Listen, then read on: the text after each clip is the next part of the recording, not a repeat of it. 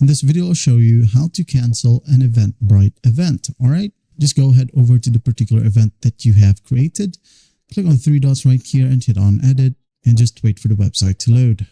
Now, once it loads, when we go to on sale right here or whatever it is that is at right here, just click on the drop down. As you can see, the unpublished event, which is the only option to cancel our event, is grayed out.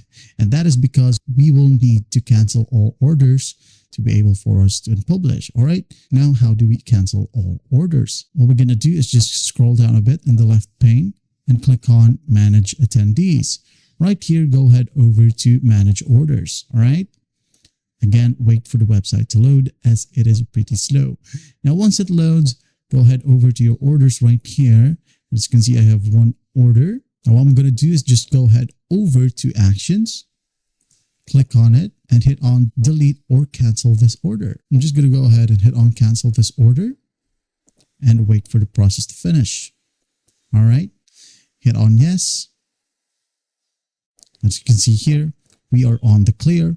I'm just going to go ahead back to the particular button right here, which is the status. All right. Click on the status and hit on unpublished event. And again, wait for the website to load or the app to load. And as you can see, it is now being set as a draft instead of public or private. That's basically how you do it. When we go back to our events dashboard, all right, as you can see, the status now is set to draft. And that's how you cancel an Eventbrite event. Well, I hope this video helps and I'll see you in the next one.